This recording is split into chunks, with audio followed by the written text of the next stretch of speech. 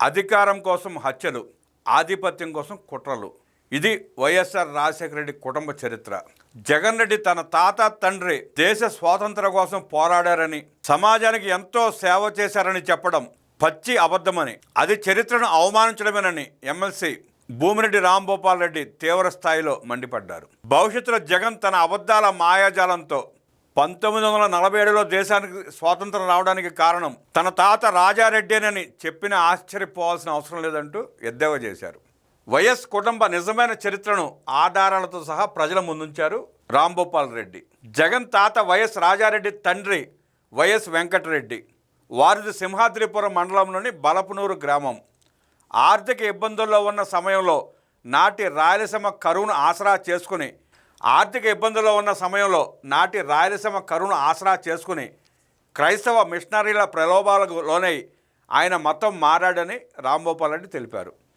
ఆ తర్వాత CSI high school father దగ్గర చిన్న ఉద్యోగంలో చేరాడని, దేశమంతా బ్రిటిష్ వారికి వ్యతిరేకంగా పోరాడుతుంటే వెంకటరెడ్డి మాత్రం బ్రిటిష్ వారి పంచన చేరాడని విమర్శించారు. స్వాతంత్రోద్యమం ఉవ్వెత్తున ఎగిసిపడుతున్న సమయంలో బళ్ళారి కంటోన్మెంట్లోని బ్రిటిష్ మిలిటరీ బలగాలకు ఎద్దు, ఎనుము, ఆవు మాంసాన్ని సరఫరా చేసే కాంట్రాక్ట్ను ఈ వైఎస్ కుటుంబమే తీసుకుంది.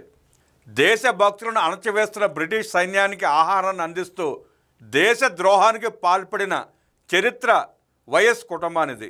1939-45 మధ్య జరిగిన రెండో ప్రపంచ యుద్ధంలో బ్రిటిష్ వారికి అనుకూలంగా వైఎస్ రాజారెడ్డి మద్రాస్ రెజిమెంట్లో చేరి యుద్ధంలో పాల్గొన్నాడని, అయితే జపాన్ సైన్యం బాంబుల దాడికి భయపడి మిలిటరీ నుంచి పారిపోయి వచ్చాడని ఎమ్మెల్సీ ఆరోపించారు. రాజారెడ్డి చదువు అబ్బక గోండాయిజం, అరాచకాలను వృత్తిగా మార్చుకున్నాడని మండిపడ్డారు.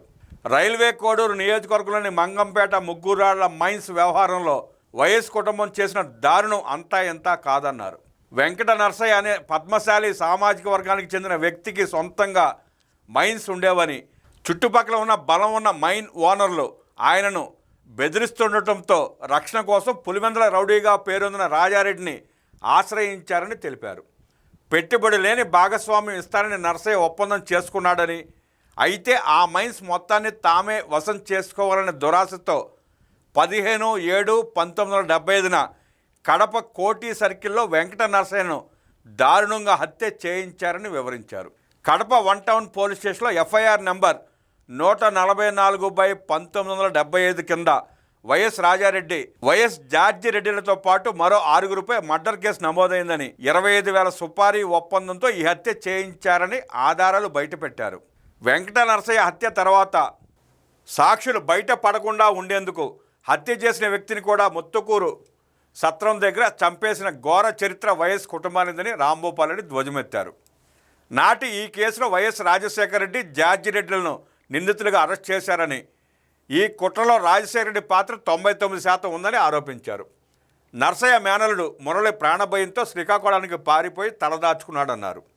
చనిపోయిన వ్యక్తితో తప్పుడు మరణ వాంగ్మూలం రాయించడానికి పులివెందుల మెజిస్ట్రేట్ కోర్టు జడ్జి కాంతిమతిని వైఎస్ కుటుంబం ప్రలోభ పెట్టిందని, ఇందుకు వైఎస్ఆర్ మామ డాక్టర్ గంగిరెడ్డి స్వయంగా పక్కనే ఉండి తప్పుడు కాగితాలు రాయించడమే కాకుండా సాక్షి సంతకం కూడా పెట్టారని మండిపడ్డారు.